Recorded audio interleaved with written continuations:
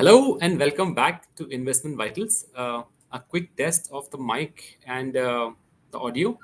If you guys, hi Reza, hi Titan, give me a thumbs up if you can hear me so that I am certain that the voice is working fine. Yes, seems like it is working. Okay, great. Thank you for being here, Reza, Titan, uh, and Rihanna. I will quickly log in. There are certain slides I have made, certain standard questions that I have received in context of this today being the last day. A lot of people have many queries on this. Now, I saw some of these queries and comments were repeated, were common standard, and hence I felt it is important that I put it across in a video so that I can respond to as many people as possible in one shot. I get a message from Riza that video is gone. Uh, is it back? Just give me a second. Is it back still yet? Bear with me for the few couple of minutes. Oftentimes there are glitches. Riza, please drop me a hi if drop me okay if you can if you got the video back. I presume it is back. I'll continue. Do drop me a message if you think it is not working fine. Great. There are a couple of things that I received as the most common queries and concerns from some of the people watching this channel in context of the FTX claim case. Today being the last date for filing the claim, the deadline is 4 p.m. Prevailing Eastern Standard Time.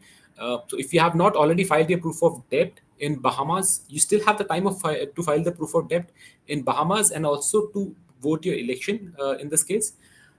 You don't have a choice for going to the US proof of claim at this moment. So if that is not an option left with you. So if you're not able to go for the US process, then you can still go ahead with the Bahamian process in terms of proof of debt. The Bahamian process does specify that you have to also cast your vote election by today to qualify. Otherwise, they would not be considering your proof of debt claim. Now, with that, let me quickly run through the common questions that most people had on this topic. I'll move to the slide number one. That is, again, the standard disclaimer. This is not financial or legal advice. The content of this channel is for mostly for education and information purposes. This is essentially my understanding of a lot of things. Information shared is based on my personal opinions and experiences and should not be relied upon as substitute for professional advice. This is not financial advice. You can run through the standard disclaimer. I'll move through the questions quickly. Some of the ones that are easy kills are: what is the expected recovery claim? Now, the expected recovery is 119% for the convenience class and 100%, which comprises of 100% of your claim value, as per the conversion rate as on November 11th. 2022, which was the date of bankruptcy filing by FTX. On top of it, they will be paying you a 9% rate of interest on a simple interest basis. It is based on these two as of now. Based on the payment date, it is expected to be 119%. Now, again, as I mentioned some time back, you can go in one of my other videos. You can always go back and check your claim amount in the relevant documents in both FTX and FTX Bahamas and US proceedings respectively. Now, the other class, which is non-convenience class, the estimated payment as of today is between 129% and 143%. Both these are not my computations. These are the ones portrayed in the document released by PwC in the Bahamian process case, and similar number have also been quoted in the US proceeding. So these are numbers: 119% for convenience class, 129% to 143% for non-convenience class is what is expected. The difference between non-convenience class payout being higher is mostly because of because of any proceeds from the supplemental remission fund, that which was defined as a part of the reorganization, will also be paid incrementally. However, in terms of timeline, it is expected that the convenience class people could be paid by as early as the first quarter of the next year. For non-convenience class claimants, it could be much longer. It could run into several years also, based on what people believe. Some other people believe. Apart from that, one question: I mean, in terms of definition, a convenience class is a claimant whose claim amount is up to $50,000 US. Now, one of the questions that was asked by some people was that if your convenience class claim is less than 50,000, but including the interest, if the amount goes above 50,000, what would be the treatment? Now, this I had discussed with PwC in their con call, and they had clarified, again, not financial advice from my side, that your reconciled claim amount will be considered for convenience class treatment. For example, hypothetically, if somebody has a claim of say 49,999 US dollars, and on top of it, 19% of interest would apply, would be approximately 10,000 of US dollars further. So the total aggregate claim amount would be around 60,000 US dollars. However, because the reconciled claim amount is less than 50,000, he or she would be considered as a part of convenience class. Now, this is not my interpretation or advice from my side, but this is what I understood from my discussion with the PwC team over the con call that they organized. Another very important question that many people ask is the mode of payment. Now, the mode of payment is not yet finalized, but from the discussions that I had with the PwC team over the con call, it seems like they are attempting to make the payments either through stablecoin, which would be through most likely certain exchanges, or fiat payment, which could be through payment aggregators, for example, like PayPal. As per the discussions that the PwC team had, they said that the wire transfer is likely to be avoided because the cost impact would be higher. Now, for those of you who have been following this channel, we already know that claim of less than 10 US dollars is also being considered within the premise of the Bahamian process, not in US process, but in Bahamian process. One of the reasons they want to avoid the wire transfer could also be because the cost of making that amount of transfer of say 5 US dollars could be more than the amount being remitted itself. And therefore, they had spoken about it, saying that they would be trying to make the payment through other channels. Wire transfer for now was not being considered. Now, I presume that I've answered this question that some people had asked. Now, again, small question that somebody had was, the account is locked. How to get it unlocked? If you have an account locked, you can drop an email to gbl_fdm_creditors@pwc.com. This is something I had covered in my previous video. You have to do it quickly because I'm sure this email will be flooded with many queries. Now, again, as I discussed, payment is likely through stablecoin distribution and fund transfer through payment providers. Tax treatment. Now, this is a common question that many people have. Even I had this question. I have this question honestly. There are little bit of yeah, little limited clarity on this aspect, but the treatment that we discussed specifically for people staying outside of the jurisdiction in which the case is going on. For example, a person staying outside of Bahamas when being treated in Bahamas. Let's presume a person staying in say any other country. Say let's presume China. In that case, there could be a withholding tax that would normally apply for a foreign transfer. Certain amount of payments, like certain types of payment, like interest, dividends, so on and so forth, in certain jurisdictions involve a withholding tax. Now, this is not financial advice from my side, but in the discussion that we had with PwC in the con call they had organized, they had said that they would be trying means to avoid withholding taxes in both the jurisdiction. What they also mentioned is that they will attempt for the same treatment in both the US proceeding as well as the Bahamian proceeding, which implies they would be trying to avoid withholding taxes in both US as well as in Bahamian process. Again, not financial advice. If you want, you can consult advisor, tax advisor on this. But this is what I understand from the discussion here. Now, it also becomes important. Some of you might want to go back and see the treatment of withholding taxes in the Celsius case, because Celsius was also a similar kind of a bankruptcy proceeding. My belief is that in Celsius there was no withholding tax deducted, and that potentially could happen because it was not in nature of payment of dividend taxes, so on and so forth. It was more of your claiming paid out of the bankruptcy proceeding. Again, this is not financial advice. This is what I understand from some sources. But if you want, you can look at the precedents in terms of the Celsius payment cases. Very important discussion point that some people raised was, what is the deadline for KYC being completed? Now, it is mentioned in the Bahamian process that KYC has to be completed for you to be considered for payment. I believe the same treatment is also being meted out by the US proceeding. Now, in the discussion, I had raised this query with the PwC team, and they have estimated that they would start calling for KYC earliest by the end of August, which is this month, and latest by the end of early October. So they would be sending out your requests for your KYC to be completed. It is mandatory for you to complete your KYC, because in the document that PwC had released, they have also specified that customers and non-customer creditors who do not satisfy the KYC request within 60 days of the second request, that is from 90 days of the first request, will be deemed to have forfeited their right to receive a distribution. This is as it is verbatim from the document that was released by the joint liquidators PwC in Bahamian case, and I believe this would also apply equally to the US case, because they, as mentioned in that document, they have said that the KYC procedures would be similar in both the cases, and to a very large extent same. So therefore, it is important that you keep an eye on the notification so that you complete your KYC on time and move ahead to receive your payment. Also, equally important is that the PwC proceeding did mention that to the extent possible they will try to leverage the KYC already filed in the US proceeding, because if the channel subscribers of this channel would already know that in the US proceeding, in claims.ftx.com, there was an option for KYC which already has an green tick mark in my case. What the PwC mentioned is that if you have specified that you'll be going with the Bahamian process and you allow the information KYC to be shared, then the Bahamian process would try to reduce your KYC requirement additionally by drawing as much information from the US proceeding as possible. So this is information that I found important. Even otherwise, keep an eye open. Keep your be alert on the deadlines for KYC. If you're not subscribed to the channel, subscribe to the channel so that with notification turned on, because when as and when it becomes these relevant deadlines approach or any actionable is required from your side, I will try my level best to alert put out a video so that people can file their claims on time.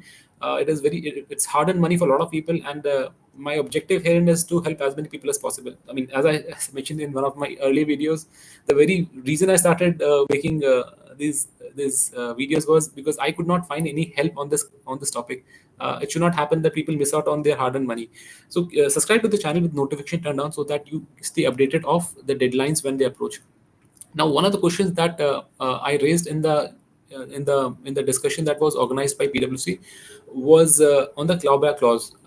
Now, in certain cases, there are occasionally provision of a clawback. For example, if FTX noticed a certain amount of withdrawal just prior to the bankruptcy, in some cases it's defined as 90 days, then they might ask for that money to be paid back. This is what I've heard was applied in certain other cases.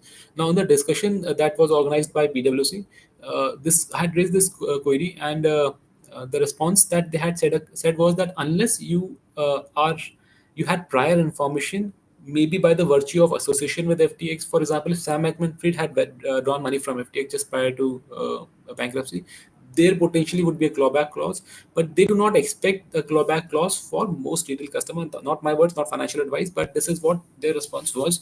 And it is logical also that, ideally speaking, a regular person drawing money from exchange should not be penalized overly. Again, not financial advice, but this is something that was really comforting to hear. I received a query from somebody asking about the payment to be made for customers from a sanctioned country like Iran. Now, again, not financial advice, not legal advice, but in the discussion that PwC had organized, I had raised this query, and the response was that GOL, which is the Bahamian process joint liquidators, will seek means to pay if legally allowed to pay to customers in such jurisdiction. Essentially, meaning that they would be looking at legal provisions to allow payment to people, customers who were in jurisdiction that might be facing certain restrictions. For example, Iran. Now, again, it is logical to think that they would obviously not be going against legal provisions, and hence will only pay if they are legitimately allowed to pay. But they specified that immediately their claims would not be zeroized, and attempts will be made to pay out to people from sanctioned countries like Iran also. Also, one of the queries that I had raised was about customers from FTX EU. Now, somebody had raised this comment in my many people, not just a couple of people had raised this query about treatment of the European customer. Now, my understanding, based on the con call with the PwC, this is my understanding, purely might be wrong, is that FTX was a settling agency, and hence some of the transaction for even FTX Europe platform was done through FTX.com. Now, what the PwC officials had discussed on that call, and that is non-recorded call, so of course it is more often discussion perspective that they have placed across. I don't think it is legally binding on them, or for that matter anybody. Now, what they had said is that in case the claim is admitted in the FTX EU proceeding, FTX EU, I believe, is happening parallelly in a separate court in Europe. in that case, I mean, they would not be doubly paying the customer. So those customers who are being adjudicated in the FTX EU would be paid directly through FTX EU. However, there would be many transactions in which the settlement amount from FTX Bahamas would not have been transferred to FTX EU. Only in those kind of cases where the amount is pending from payment from FTX Bahamas or the FTX.com to FTX Euro would be considered, is what I understand from the discussion that they had on this topic. For this, they also mentioned that if you really want to be certain, your claim, this kind of claim would be listed in the in the schedule and list that they had released. If you want, you can go back on check on that list.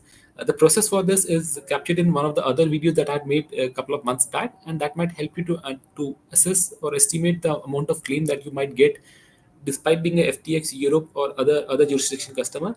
If you have a claim that is pending on account of this kind of a structure between Bahamas, FTX.com, and FTX Europe, etc.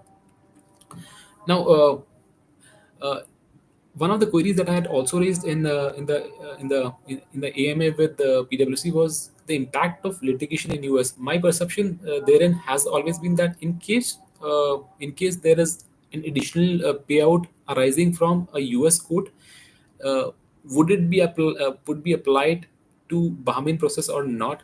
Now, as per the extent disclosures that both Bahamas and US process have till now, they have stated that the amount of payment and the timing of the payment would be similar, if not exactly equal.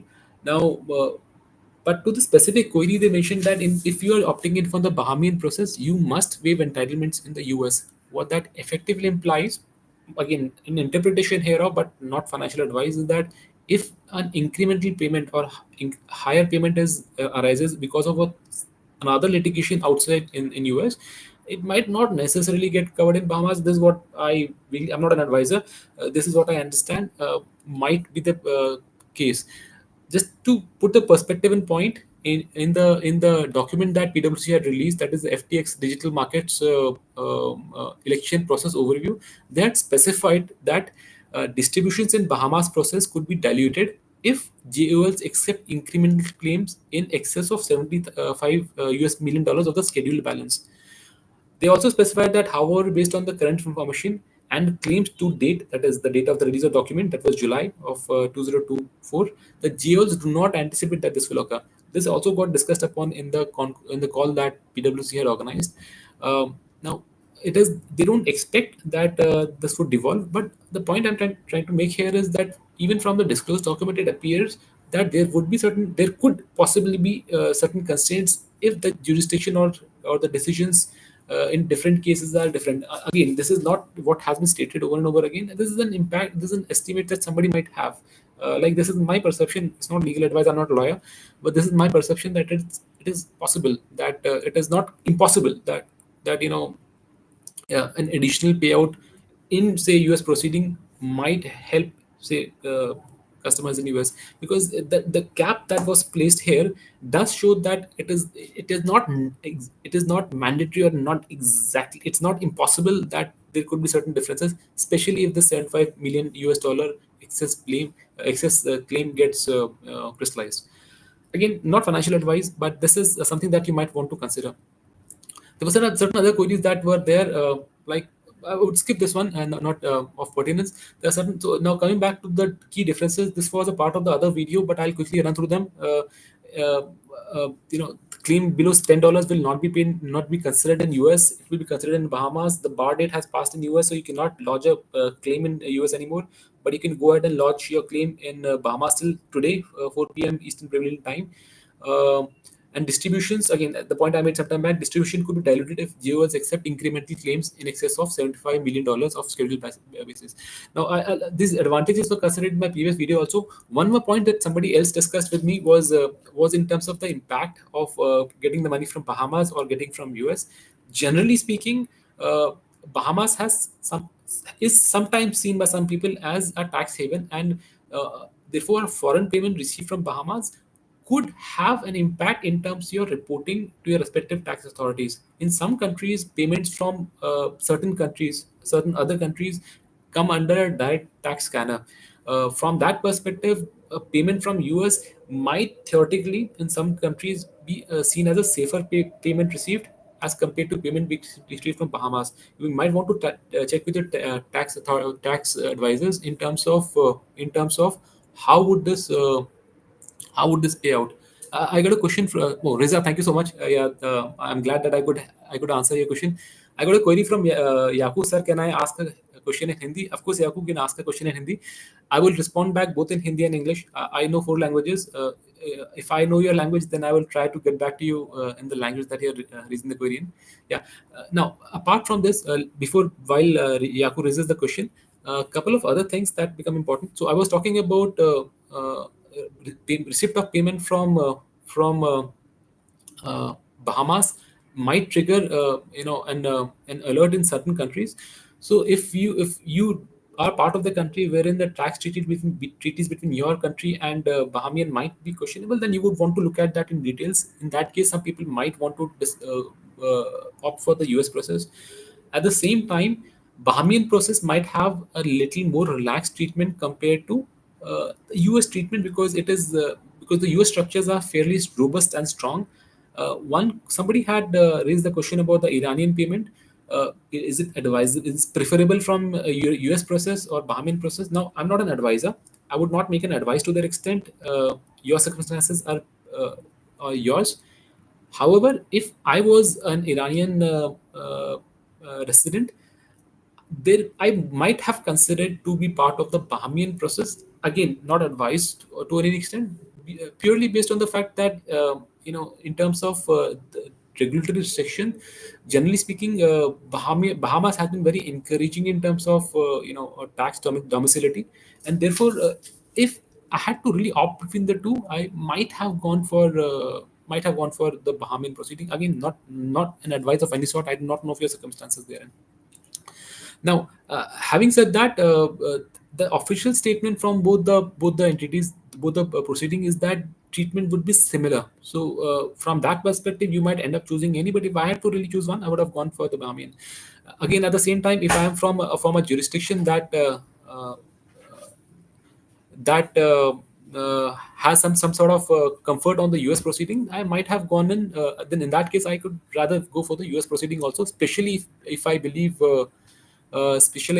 that uh, that my tax jurisdiction is more in proximity to to the US proceeding. I think I have covered some of the things that I saw as standard queries from different sources. Now, the floor is open for questions. If you have any, you can please ask. Yaku, you can ask in Hindi. I'll respond back to the extent possible. याकूब हिंदी में पूछ सकते हो आप चाहो तो मैं इसका जवाब दूंगा. Riza, had I chose the Bahamas on voting. Riza, if I'm not wrong, you are from Iran, if I remember correctly. Uh, well, it's your choice, and I would have maybe potentially chosen Bahamas if I were you, maybe. But again, not a financial advice. You might want to talk to your tax and your legal advisors on this. Yeah, Riza, याकू सवाल पूछिए मैं जवाब देता हूँ अभी. As in, मैं अपनी तरफ से कोशिश करूंगा जवाब देने की. Now, a couple of other things. Timeline-wise, I mentioned. Yes, so Yaku has a question. I'll repeat. I'll read it on Hindi and then convert in English as well. Sir, मैंने both साइड पे claim submit किया था, US process और Bahamas process पे, but आपके video देख के मैंने यूएस प्रोसेस में वोट सबमिट किया. Also, I received FTX ballot confirmation number. Now, the question that Yakub has is that he had filed in FTX claim as well and proof of debt in Bahamian process also. He has opted in for the US process, uh, and he has received the confirmation number also. Yakub, आपने जो किया है, देखिए ये आपकी choice है, depend करता है कि आपकी प्रेफरेंस क्या है. यूएस में कुछ स्ट्रेंथ्स हैं और बहामास में कुछ स्ट्रेंथ है. अभी जो ऑफिशियल स्टेटमेंट है वो तो ये कहती है कि दोनों जगहों पर पेमेंट और टाइम एक जैसा होगा. पर जैसे मैंने कहा, मुझे लगता है और ये कुछ लोगों को लगता है कि ऐसा पॉसिबल है, ऐसा मुमकिन है कि अगर कोई एक्स्ट्रा केस वगैरह होते हैं यूएस में तो शायद तक वहाँ पेमेंट ज़्यादा आने के चांसेस हैं. ऐसा कुछ लोग को लगता है, ज़रूरी नहीं कि ऐसा हो. और अगर पैसा यूएस से आता है तो आप मुझे लगता है आप शायद इंडिया से होगे. इंडियन टैक्स अथॉरिटी में फॉरेन पेमेंट जो आती है बाहर, अगर बाहर के कंट्री से पैसे आते हैं तो उस पे S T F, suspicious transaction, S T R शायद ट्रांजैक्शन रिपोर्टिंग जाती है इनकम टैक्स में, तो अगर यूएस आ रही है तो आपको कंफर्ट लेवल थोड़ा ज़्यादा रहेगा, बिकॉज बहामास में कई लोग सोचते हैं कि पैसा शायद आ रहा हो तो टैक्स का इम्पैक्ट हो सकता है। तो उस पर उस हिसाब से देखा जाए तो यूएस भी ठीक है। आप यूएस से जा रहे हो तो शायद आपके सर्कमस्टेंसेस अच्छा हो। मैं आपकी जगह होता तो मैं भी शायद यूएस से ही जाता। Now, just to put it back in English, Yaku asked that he has claimed on both. He had submitted proof of claim in US and proof of debt in Bahamas, and he has opted in opted in uh, for the US portal. Uh, Now, depends on the circumstance. The point I was making to him is that most countries would have a tax reporting to tax authorities for payments that are received from overseas entities. In this case, if his country has a more stringent tax approach towards Bahamas compared to US, it might make more sense to might make sense for him to go to the US process. That is what he has done. Again, I believe it would be based on his circumstance, but it is logical. The official statement, today's statement, will be the equal same. Now, I think Jaco has a follow-up question on that. क्या मुझे Bahamas portal में option 2 select करना होगा या कोई option select करने की जरूरत नहीं as I have submitted in US portal? Now what Yaku saying is that does he have to go and select option 2 in Bahamas as he has already selected option 1 in the US portal. Now, याकू आपको देखिए, आपको करने की जरूरत नहीं है। अगर आपने यूएस में यूएस प्रोसेस इलेक्ट कर लिया है तो आपको करने की जरूरत नहीं है, बट आप करो तो ज़्यादा पुख्ता हो जाएगा, ज़्यादा कॉन्क्रीट हो जाएगा, क्योंकि आपने पूरा प्रोसेस फॉलो किया। तो ज़रूरत नहीं है पर करना अच्छा रहेगा। The question is asked is, does he has already filed opted in the election in the US process, does he have to go and select option 2 in the Bahamas process also? My opinion is that it is not necessarily required, but it is always good to good to specify this in the Bahamian process also, so that there is no ambiguity. Also, just for purpose of clarity, one more time, if somebody has elected into the US process on the US portal and also at the same time opted into Bahamas in the Bahamian portal, then Bahamas is the default option. So if you are absolutely certain that you want to go to US, then, and if you have already filed a yes in Bahamas, then you have to necessarily go and file no in the Bahamian process, but ensure that you have filed as a yes in the US correspondingly. Uh, Ron, Ron, thanks for the question and welcome welcome to this live stream. Ron has a question: do we need to vote if we already filed claim in US? No, I do not, because the US proof of claim was initiated in 2022. It's been 1.5 years now. I had read through all the documents, but I mean, so many flows of dockets, I tend to miss out. What I vaguely remember is that if you have filed a proof of claim already in US, you need not necessarily have to file for election in US. This is my perception, might be wrong. Don't go take it as an advice. Uh, but it is better, in my opinion, to go in and vote or cast your election, because it will solidify your claim. I don't think you might end up losing. I don't think, but uh, again, it is always better to be on the right side, to remove any doubt. So if Aaron, if you have already voted, I would still, if you have already put in your claim, I would still suggest that you still go ahead and and vote in the US process as well. John, hi John, welcome to the channel. John says, apart from possibility of getting more money, your money faster, are there any main benefits of the Bahamian process for creditors? Uh, not any advice from my side on neither financial nor legal advice. Let me list down some of the possibilities that some people might have in their mind. It is not an advice of any sort. One, now this is documented, is that if your claim amount is less than 10 US dollars, you would not be considered in US. So it is a direct benefit for those who have claim of less than 10 US dollars to rather go in the Bahamian process. Second, uh, like if there are certain sanctions or restrictions on payout of funds from US to a certain country, let's assume Iran in this case, it might be a thought process of some of the people in those jurisdictions to go for a Bahamian process, because Bahamas as a country is more encouraging to investments from overseas investors, and therefore might have slightly more liberal treatment of remittance. Again, this is not financial or legal advice. This is a perception that some people might have. This is point number two. Point number three is, if somebody really wants to go and pursue a legal case specifically in Bahamas on their own, that is on in their own personal basis or as a company or something, uh, it is believed, it is a perception again that Bahamian lawyers might be cheaper, might be more affordable. So if somebody really wants to go ahead and pursue legally in Bahamas, it might be a cheaper option for them to do so. So that is the third option, third advantage. The fourth advantage is, eventually all said and done, Bahamas was the hub, the headquarters for FTX, and hence the accessibility of funds for the Bahamian process would be direct on Bahamas. Therefore, in case something goes terribly wrong between the two countries, as in between the two processes, uh, Bahamas might have an advantage in terms of getting direct access to the funds that are or were in the jurisdiction of Bahamas, including the assets that were there, maybe say a building, cars, etc., so on and so forth. Now, it is a highly unlikely scenario. I mean, again, not any of advice of that sort, but that could be a consideration that some people might have in their mind in terms of the advantages of Bahamian process. Apart from this, I really cannot think of a third. Yeah, one more impact that might be of in somebody's mind would be withholding taxes. Well, as I mentioned, I don't think. I mean, the discussion that PwC had on this topic was that they would be trying to avoid withholding tax, but if we know that the legal systems and taxation systems in US are fairly robust.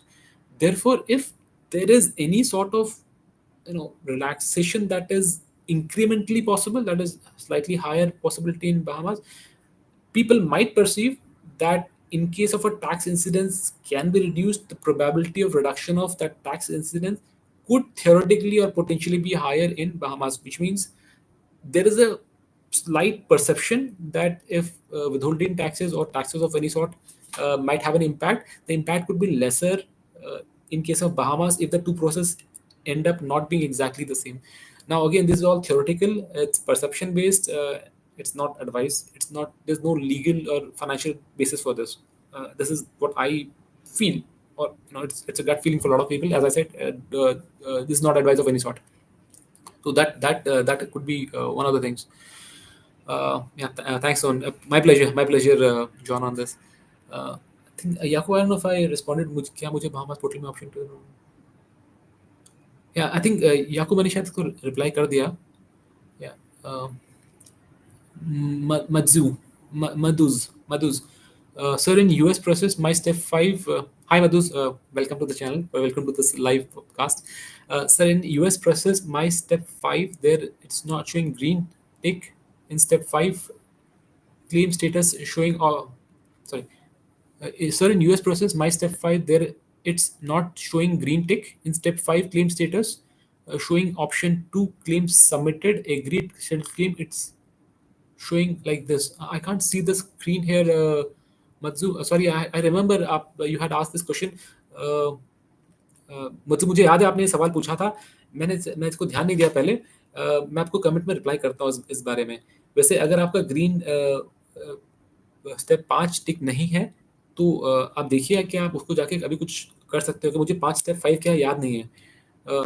तो आप वो कर सकते हो तो कर लीजिए, नहीं तो आपके पास अभी भी टाइम है, आप जाके बहामास में भी प्रोसेस कर सकते हो. आज लास्ट डेट है, तो अगर आपको कुछ इश्यू लग रहा है यूएस प्रोसेस में, तो आप बहामियन प्रोसेस भी कर सकते हो. I'll convert this in Hindi, in English. Mazdu says that his step 5 in the US claim. I remember he had put a comment in one of the videos. I was supposed to get back, but couldn't find time for that. Now, what he says is his step 5 in the US process does not have a green tick. It says claim submitted, agreed. Scheduled claim 2 is not showing. I haven't seen into this in detail, but what I was suggesting to him is that he can look at it once, and if it is a possibility to rectify and make it green tick in US process, then he should go ahead and do so today itself. If not, and if he believes that if there's a perception that it might impact his claim, then he might also file for the proof of debt in Bahamian process and also vote in the Bahamian process today. Unlike the US process where the FTX claim.ftx.com does not admit any more claims to be filed, in Bahamian process you still have the time to go ahead and file a proof of debt and to also cast in an election, but be sure that you do it by before 4 PM prevailing Eastern Standard Time. Yaku, अगर आपको लग रहा है कि आपके US president में कुछ कमी रह गई होगी, तो आप बहामास में भी अभी अभी जाके जमा कर सकते हो अपना प्रूफ ऑफ डेट. आज लास्ट डेट है, तो अगर थोड़ा भी डाउट है तो आप जाके बहामास प्रोसेस में भी काम अपना सबमिट कर सकते हो proof of date.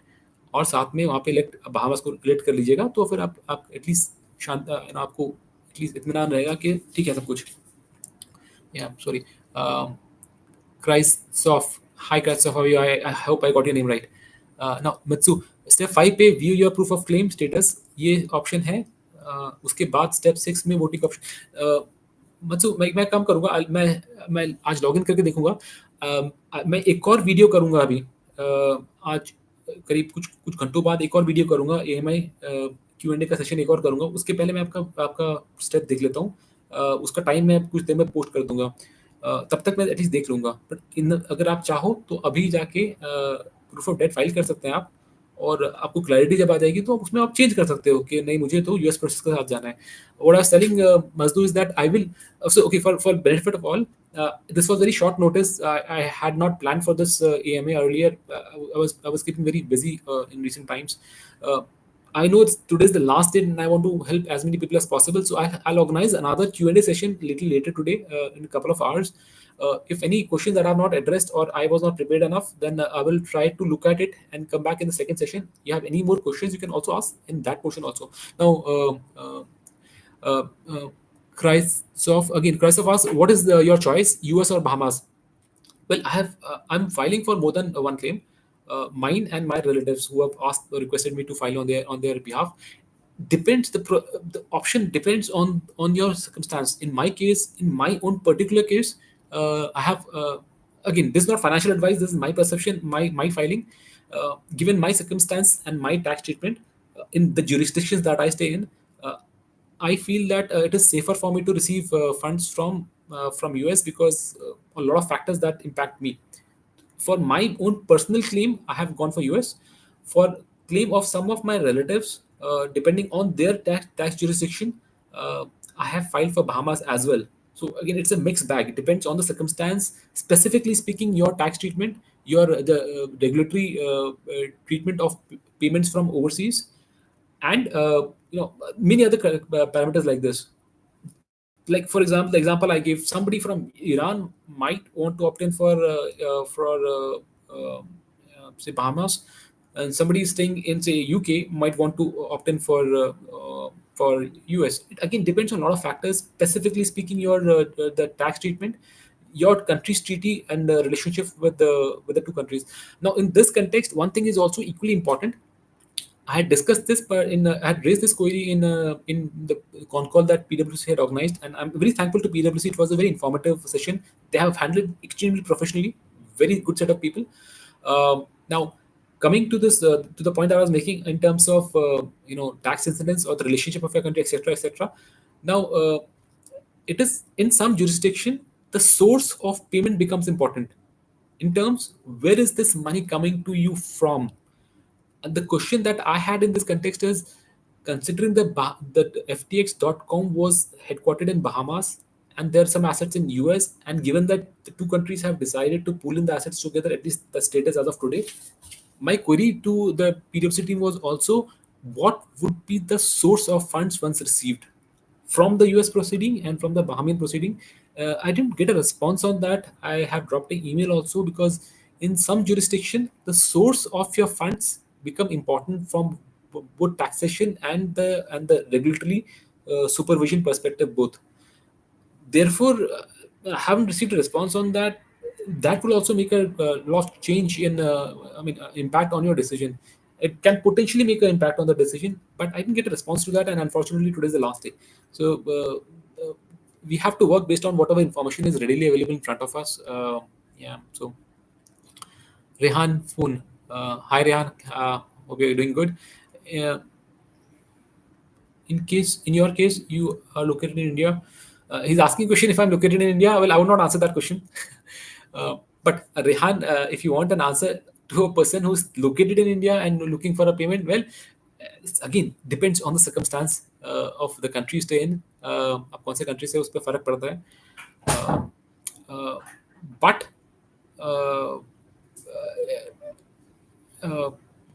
But depends, आपके केस में, आपको अगर आप इंडिया का टैक्सेशन पूछ रहे हो, इन टैक्सेशन के केस में मुझे ये बात आपको पता होगा, कि फॉरेन कंट्री से आपको अगर पैसा आता है, if you get funds from foreign nation in India specifically speaking, it is reported in the income tax authority.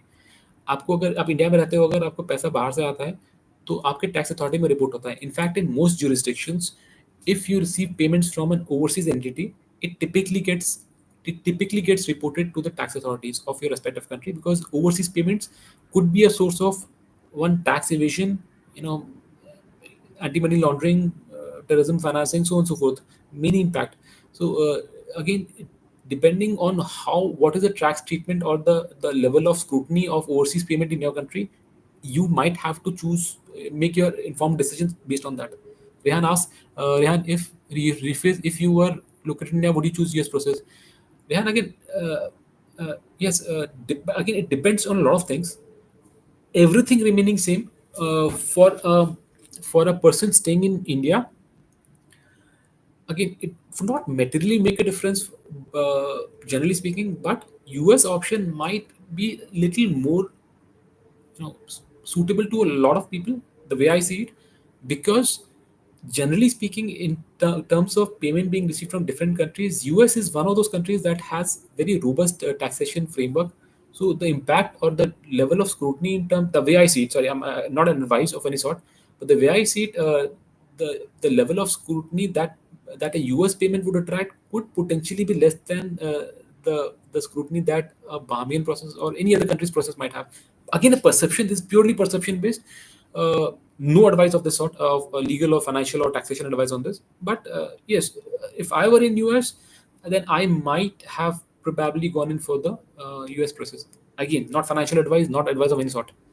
Yeah, I think any other queries you guys have that I can hope to discuss, or if you have any feedback in terms of any perception that you have, which might help others watching this video, would be great. If not, as I mentioned, I will try and organize another Q&A or AMA session, question and answer, or ask me anything session, maybe in next couple of hours, because I don't think I was able to see through all the queries that I received. I was like extremely tied up with a lot of things. Uh, if you have any queries, do drop it in the comment section in this video, so that as and when I get time, I'll try to address it to the best of my possible. I would not want anybody to lose their money. As I said, I started off making videos only because I didn't find any useful guidance on this matter. I hope this session has been useful to you. Uh, I don't see any more comments coming in. So with that, I'll sign off. If you're not subscribed to the channel, subscribe to the channel with the notification bell turned on, so that the next proceeding you is definitely in your radar, and you don't end up missing out on anything that is of importance. You would have seen I don't post videos too frequently. I would not be spamming your sorry, Riza said something. Sorry, I was interrupted for a few moments. Did you answer my question? Riza, I forgot your question. What was your query? I forgot. Can you post the query again? Let me scroll up.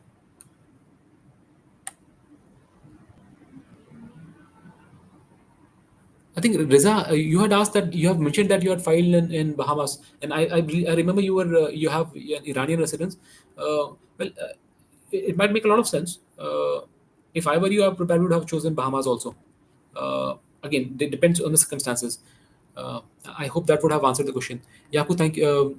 Krzysztof, Christoph, I hope I'm pronouncing your name right. No, it's all my pleasure. Thank you so much. It's together we help each other and grow. The world becomes a better place. Yaku, thank you, sir. So if I click option two in Bahamas, I'll not face any issue with the US process, right? Sorry, my mistake. Yaku, if I'm not wrong, you just 1 second. Yaku, what was your query? I missed it.